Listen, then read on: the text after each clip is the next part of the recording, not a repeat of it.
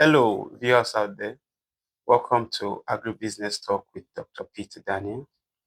Dr. Peter Daniel is an agricultural economist.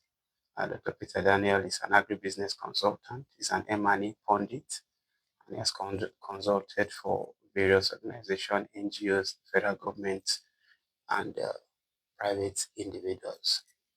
So, in this episode, I'll be giving brief introduction and overview to Nigeria and agribusiness in Nigeria.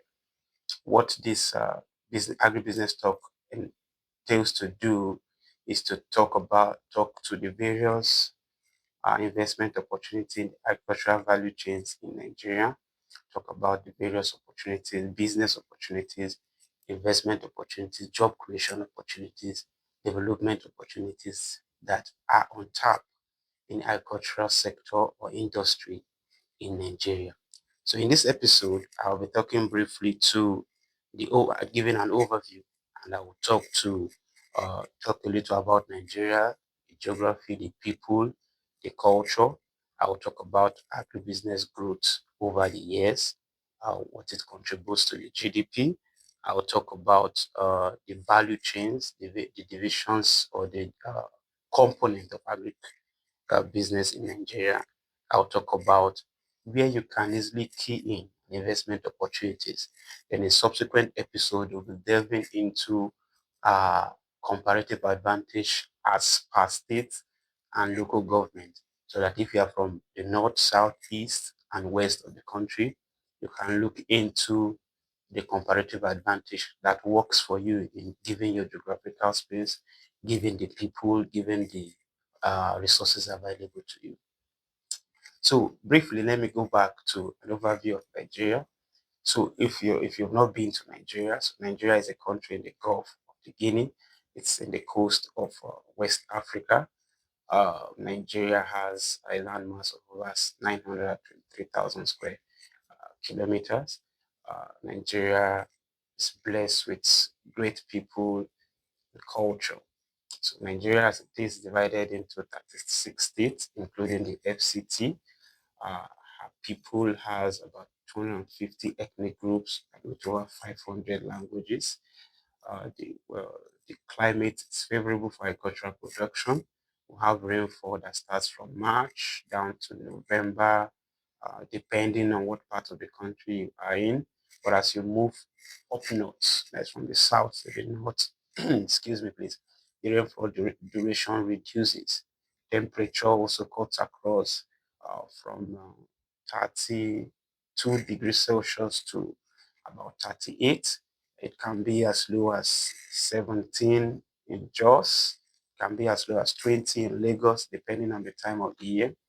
Back rainfall again, we can have as high as 120 inches and can have as low as 20 inches. So Nigeria is a beautiful place. The population is about 223 million currently, based on World Bank estimates. Uh, we have Lagos and Kano being the most populous state. Now, to talk about a little of the culture. The people are lovely, the people are hardworking, the people are welcoming. There's no country that does not have its own pocket of insecurity. So Nigeria is not peculiar. We are on earth. So have our little pockets of insecurity. But generally the people are welcoming and the people are loving. Now, agricultural sector in Nigeria has a wide range of opportunities, a wide range of potential that has not been tapped. And it behoves me to now say, okay, let's look at we've been uh, screaming job creations, we've been doing a lot of advocacies and all in developing the sector. There's been a lot of complaint on the investment, there's been a lot of complaint on importation and all. And we've been seeing that, okay, is the sector really growing? The government, there's a lot of policies and all there. So I said, okay, let me take out time to say, okay, can we talk to the investment opportunities so that friends in diasporas and international community that are looking into Nigeria can look at where they can easily come in and tap in. I tell you that the agriculture industry is a gold mine that's really untapped. We have about 70.8 million hectares of arable lands.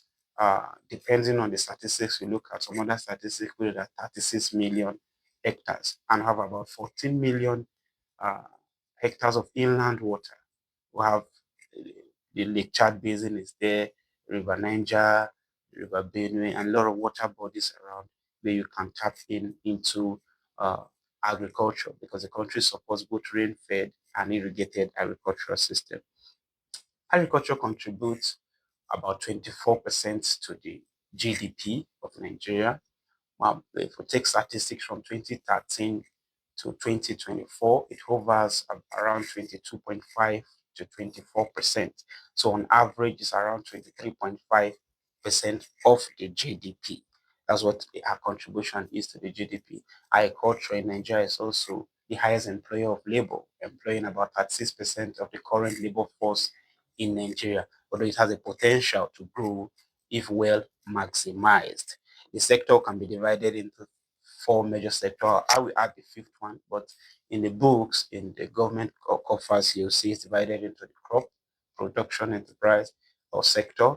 We have livestock sector, we have fishery, and we have the agroforestry. So I will add the services sector because it's cross-cutting, but I feel we can put it as a sector on its own. And now the crop sector is the one that has benefited most from government program. The crop sector contribute about 87.6% of the agricultural GDP. The livestock sector contribute about 8.1%. The livestock sector, I'm telling you, is high, is untapped. A lot of potential there. A lot of potential there. The fishery sector contributes about 3.2, while the agroforestry sector contributes about 1.1% of the agricultural GDP.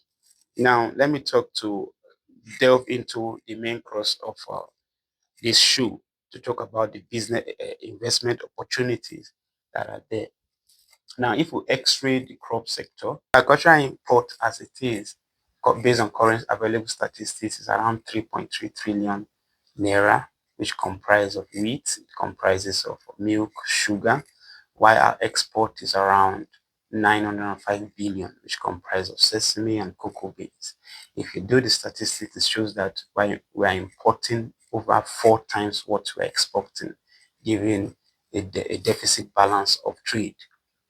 This trend can be changed with a little investment in agricultural space. That's why we're trying to x-ray some of the value chains. We want to look at where you can come in as an individual investor, as a private investor, even as the government can come in to create jobs. Because currently we create about 36% uh, of the labor force are in the agricultural space. Although statistics show that 70% of Nigerians are involved in agriculture one way or the other, while just 36% are actively of the labor force are actively engaged.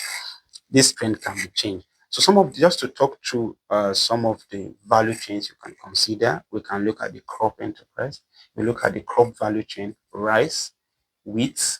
Now, wheat, given that it takes a chunk of our food import bill, if you come in as an investor, wheat is a good way to go.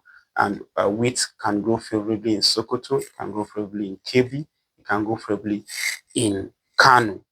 Rice as well. Rice can grow in Niger State, rice can grow in Ebonyi, rice can grow in Cross River, in Kano, in Kebbi, in, in Abuja as well. Now, for the livestock sector, Nigeria currently uh, invests more or spends most of our money in taking instant milk. So the culture of taking liquid milk, it's not there. It's not our culture in the now. We put more of our attention to instant milk, powdered milk, and some of this milk are imported.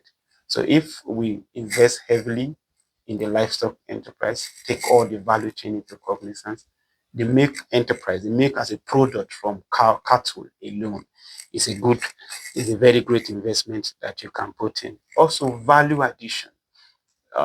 We have currently statistics show that about 6 to 36% of our produce are lost due to post-harvest losses. So value addition. So we argue sometimes that the problem in Nigeria is not really production; it is value addition. because as you produce, there is no value added to it. So it means that farmers are not getting the best from their efforts, and they are not being encouraged to produce more, given that what they produce subsequently has been lost one way to other, maybe due to transportation, storage, pest, and all.